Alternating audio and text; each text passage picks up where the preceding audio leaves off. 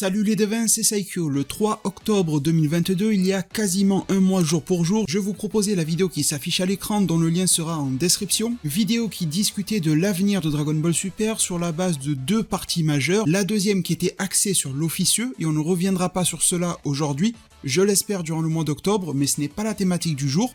Aujourd'hui, je vous apporte un suivi direct sur la première partie de cette vidéo concernant l'officiel. Je vous révélais à ce moment-là que Toei Animation, la société qui produit les épisodes de Dragon Ball Super et autres, venait de mettre en vente via le site japonais officiel Rakuten son calendrier 2023, mettant en avant Dragon Ball Super, One Piece et beaucoup d'autres œuvres sur lesquelles ils ont la main. Pour rester dans la légalité au niveau de cette vente-là, il y avait les copyrights officiels qui étaient affichés sur la page de Rakuten, copyright et info légale de manière générale qui comportaient une mention très spécifique d'un comité de production Dragon Ball Super daté à 2023. Je ne rentrerai pas dans les détails ici de l'importance d'un comité de production de ce type de mention, je l'avais déjà fait dans la vidéo précédente, si besoin elle vous attend en description avec toutes les explications nécessaires, et c'était déjà plutôt bien fait à l'époque car la vidéo est chapitrée, vous pourrez directement récupérer le morceau nécessaire. Donc tout cela avait l'air de rien, mais c'était extrêmement important vis-à-vis d'un potentiel retour de Dragon Ball Super en 2023. En tout cas du moins vis-à-vis de son officialisation, car les rumeurs, les leaks vont bon train, mais nous ce que l'on cherche, ce que l'on veut, c'est de l'officiel. Au final il y avait deux hypothèses majeures qui ressortaient de ma vidéo. Soit ce comité de production a réellement été créé avec tout ce que cela engendre, ou alors il y avait une faute de frappe, qui est très rare sur ce type de site, encore plus pourquoi pas au Japon, mais cela peut arriver et l'erreur est entre les mains de chaque être humain qui jonche le sol de cette planète. Et bien aujourd'hui je pense que l'on peut dire qu'erreur il y a eu, car ce même calendrier a été listé sur le site de Amazon Japon et lui aussi vient présenter le listing des copyrights et autres mentions légales. Tous les liens que je mentionne ici seront bien sûr disponibles en description comme d'habitude, tout est sourcé.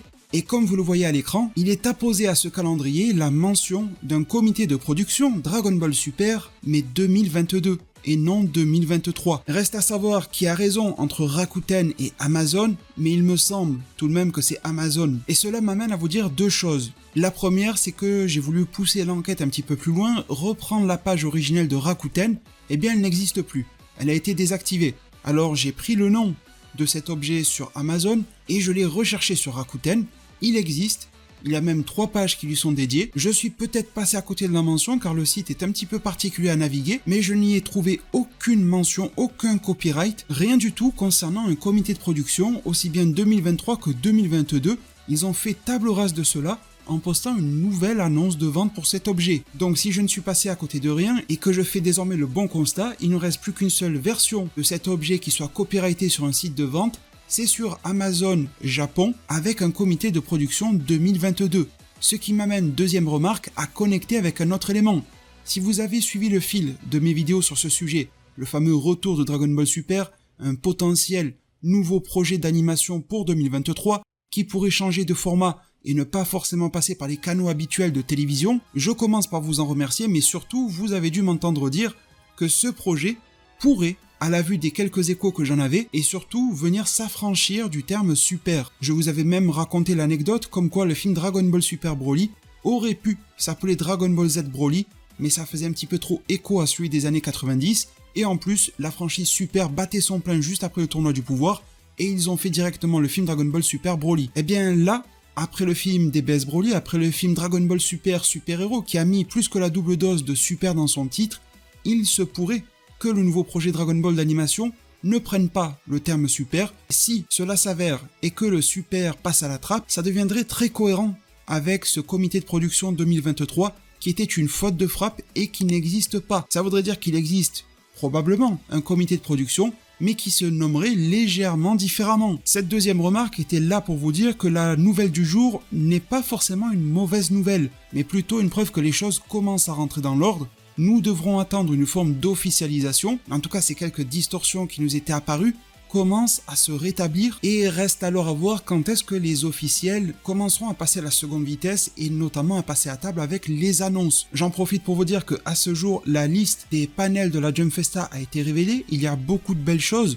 Naruto, Boruto, Bleach, l'habituel One Piece et beaucoup d'autres choses, j'essaierai de vous afficher la liste, mais à ce jour, du 2 octobre 2022, rien n'a été dit concernant Dragon Ball à la Jump Festa. Jump Festa qui aura lieu en fin d'année, vous le savez, aux alentours du 20 décembre. Je vous appelle à garder du recul par rapport à ça. Ça veut strictement tout et rien dire. On les connaît, ils aiment bien faire des panels secrets, donc ça ne m'étonnerait pas qu'ils révèlent 1 ou 2 panels supplémentaires d'ici quelques jours, sauf si la liste est déjà complète.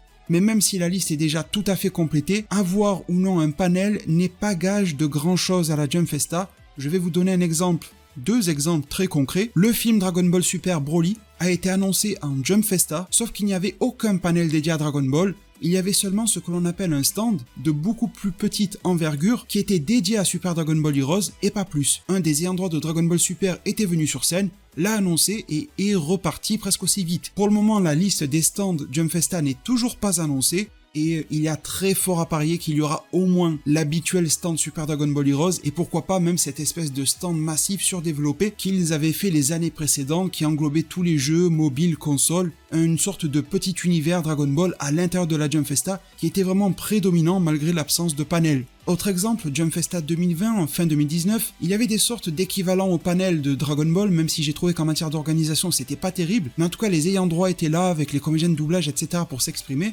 et ils ne nous ont rien dit, si ce n'est la comédienne qui double Goku, Masako Nozawa, qui nous disait que l'année serait dédiée au pouvoir de la femme, tandis que Ryo Horikawa, Vegeta, nous disait que ça serait le perpétuel renouvellement. Tout cela pour repartir une main devant, une main derrière. Donc en fait, ne vous fiez pas à cette histoire de panel ou non. La Jump Festa peut être prolifique ou non, qu'il y en ait ou pas. À surveiller de manière très proche la New York Comic Con.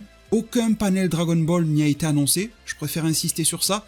Et là, à contrario de la Jump Festa, c'est quand même intéressant de se pencher sur la notion de panel ou non. La New York Comic Con, San Diego, etc.